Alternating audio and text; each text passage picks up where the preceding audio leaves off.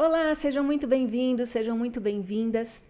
Pessoal, esse ano aqui eu quero entrar num aspecto mais prático da Lei Geral de Proteção de Dados, de maneira que eu possa ajudá-los a adequar as vossas empresas, mesmo que você tenha um negócio muito pequeno, alguma coisa em que você está ainda sem recursos para fazer um investimento em um grande projeto.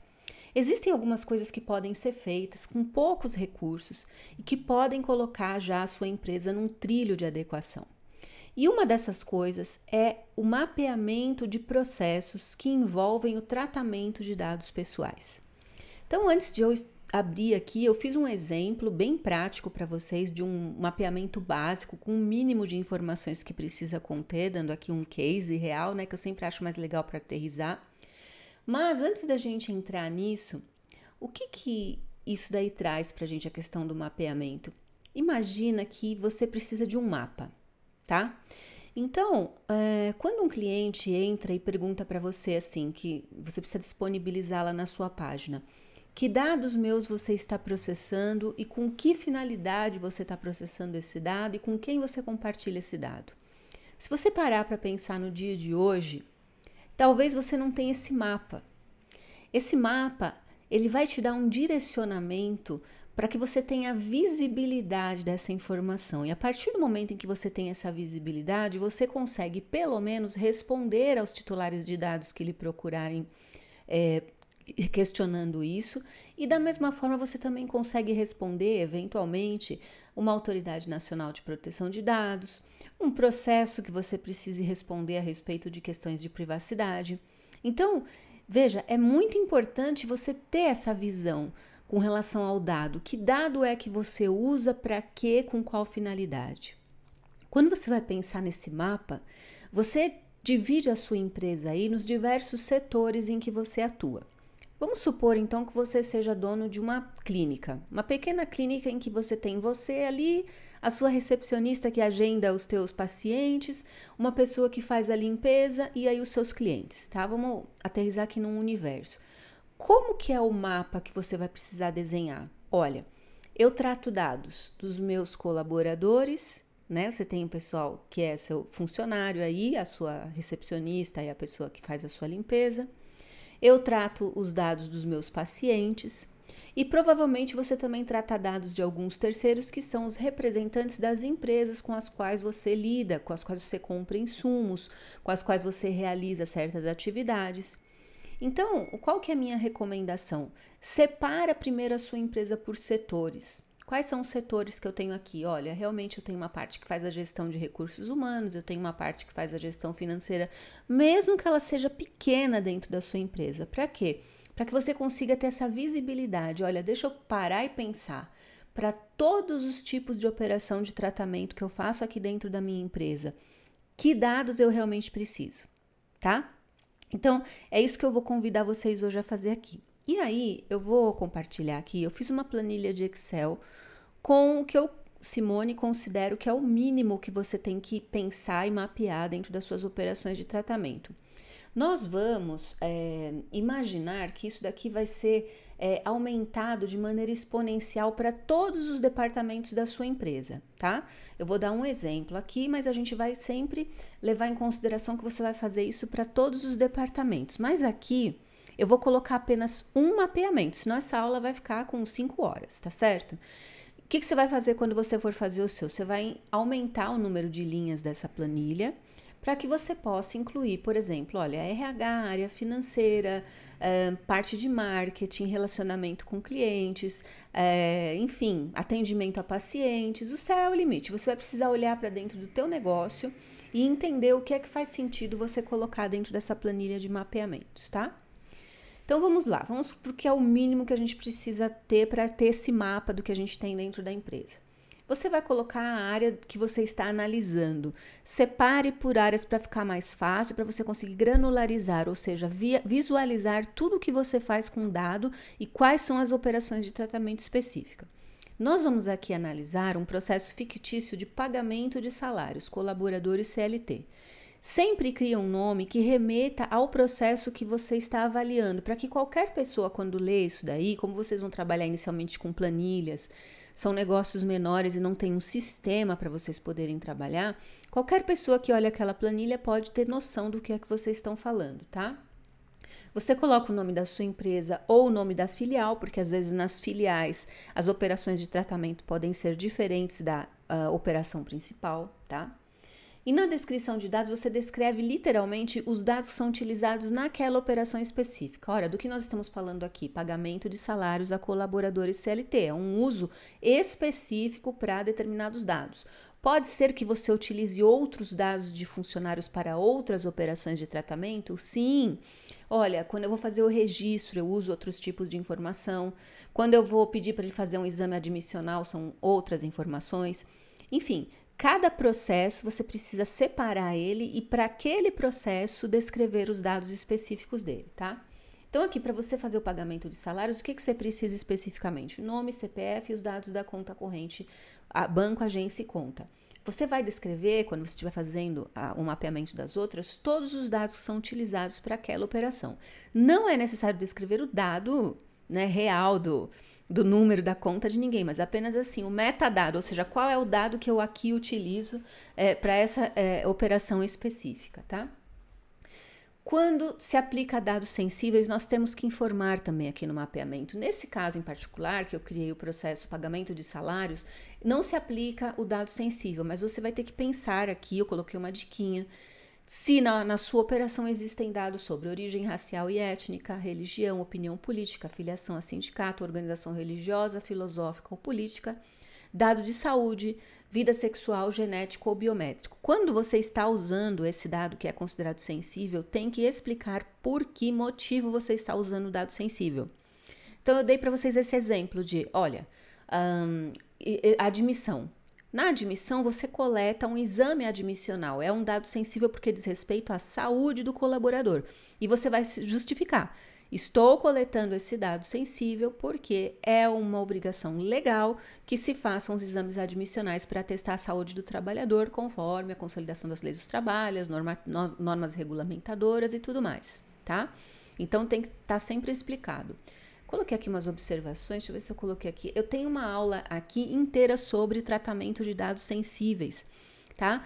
Vocês podem entrar lá na página, faz uma pesquisa, Simone Santinato, tratamento de dados sensíveis, lá no buscador do YouTube vocês vão encontrar as aulas dos temas que eu vou especificar aqui.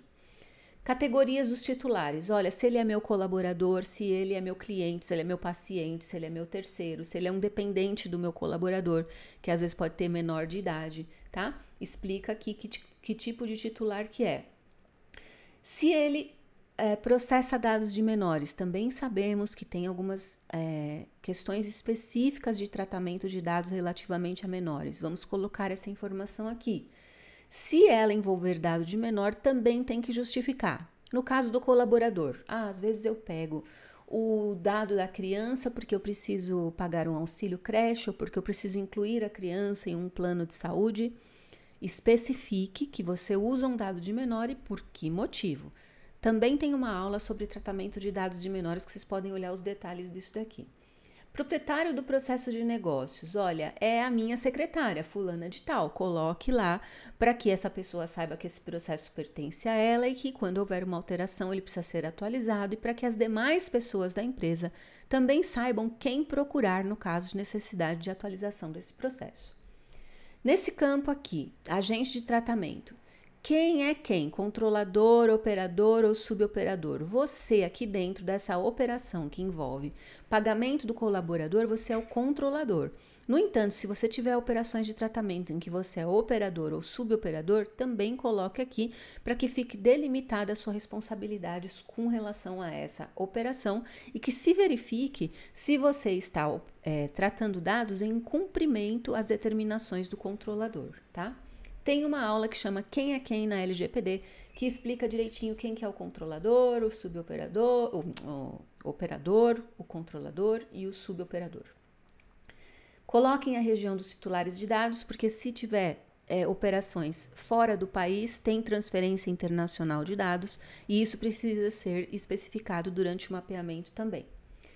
Volume de titulares, é legal ter essa visibilidade de quantos, porque você pode ser uma empresa pequena que tem um volume muito grande de dados pessoais, e isso coloca você numa situação de maior risco, tá?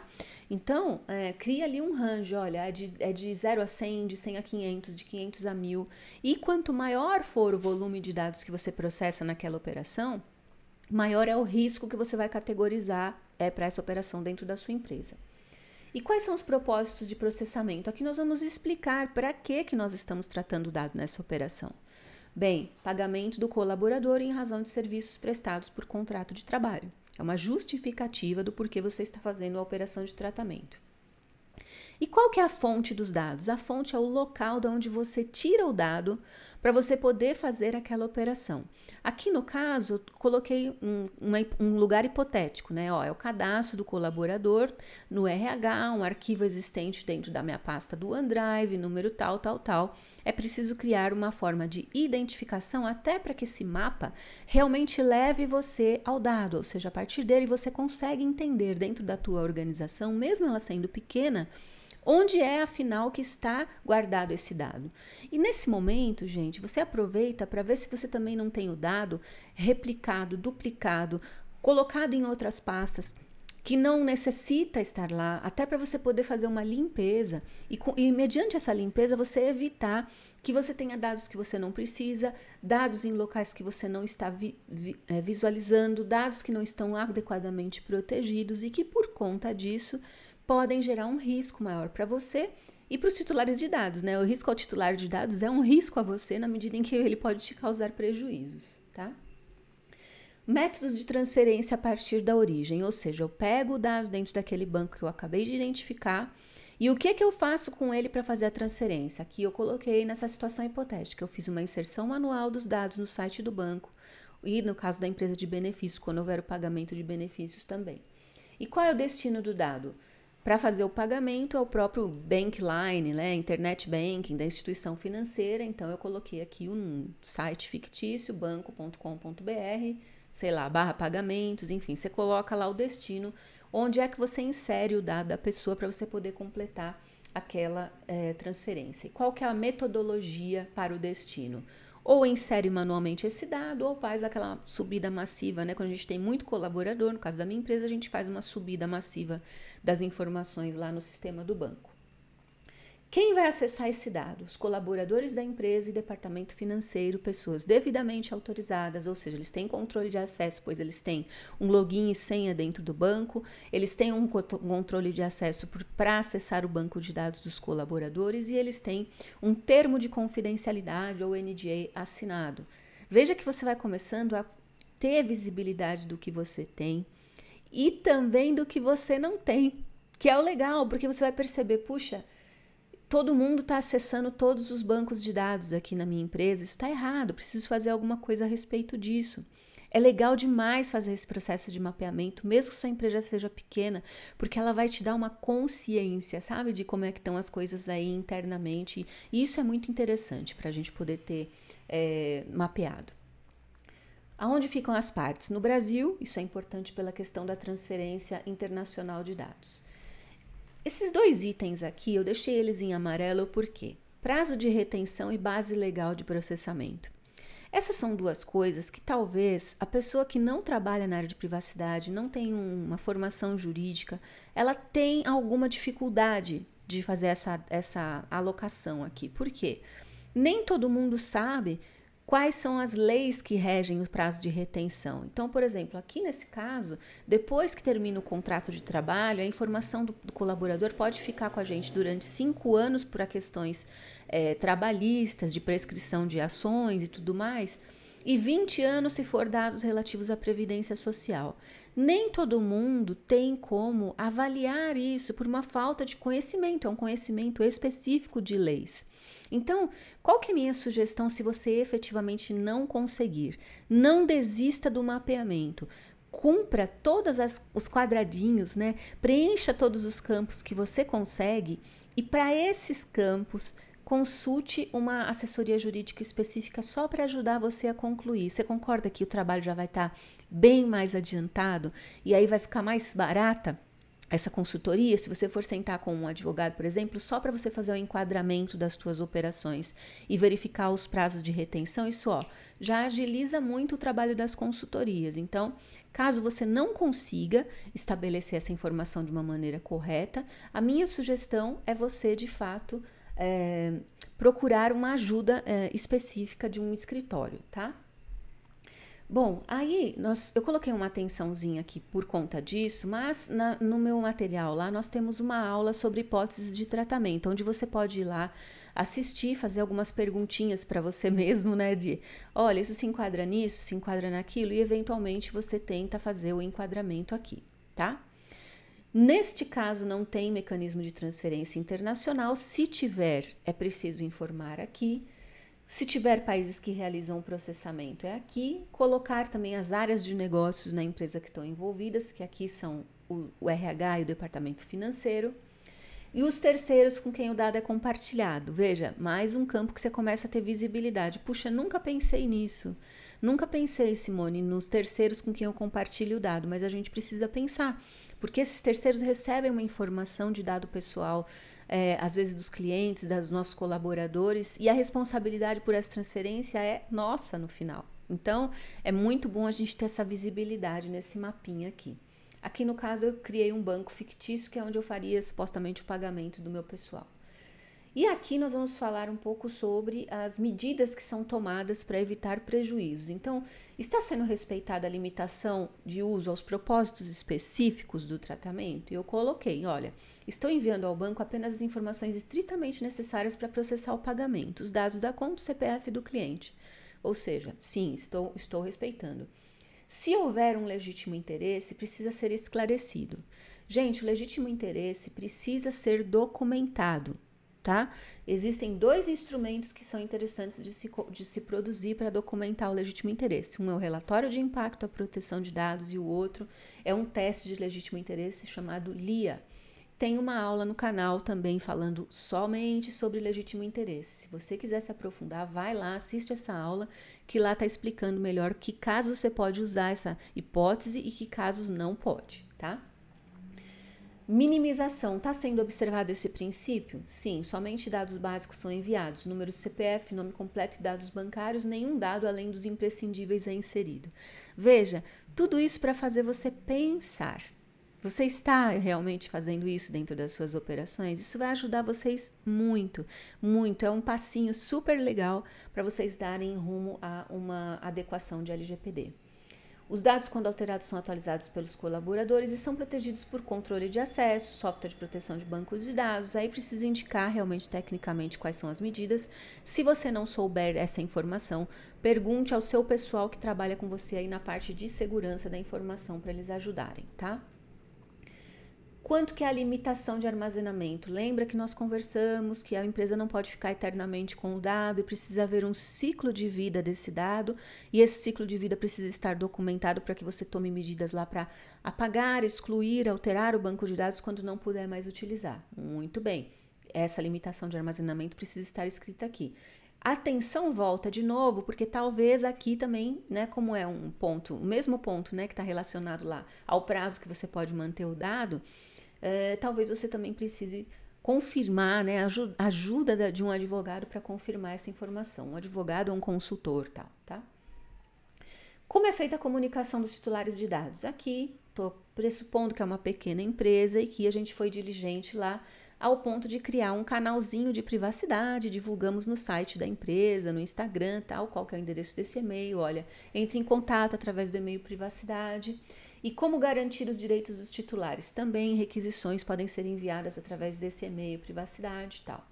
Lembrem que tem umas aulas sobre os direitos dos titulares e lá eu explico para vocês todos os direitos que vocês precisam se organizar para atender aos titulares de dados.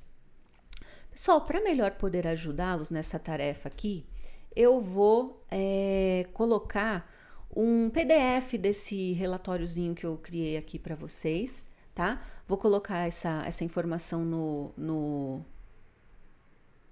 Ai, meu Deus, eu não tô conseguindo sair daqui.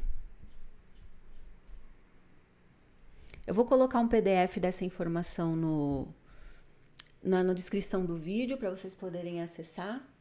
E aí vocês usem isso como um norte para vocês poderem começar a fazer um mapeamento aí. Pensa aí nos seus departamentos, pensa nas operações de tratamento que vocês realizam e com isso vocês vão dar mais um passinho. Olha, se vocês pegarem aquela conscientização básica e já pegar o teu pessoal para assistir, começarem a fazer um mapeamento de processos, vocês estão aí sem gastar muito dinheiro, sem gastar nenhum dinheiro, na verdade, estão começando a passinhos, né, devagar, adequar vossas empresas à LGPD. Então, eu acho que isso aqui é um instrumento bem legal, interessante, que pode ajudar vocês a dar um passinho em direção à conformidade e muito legal para vocês também olharem e terem um mapa dos dados dentro da empresa de vocês, terem esse direcionamento que ajuda muito para que vocês estejam em conformidade com a lei.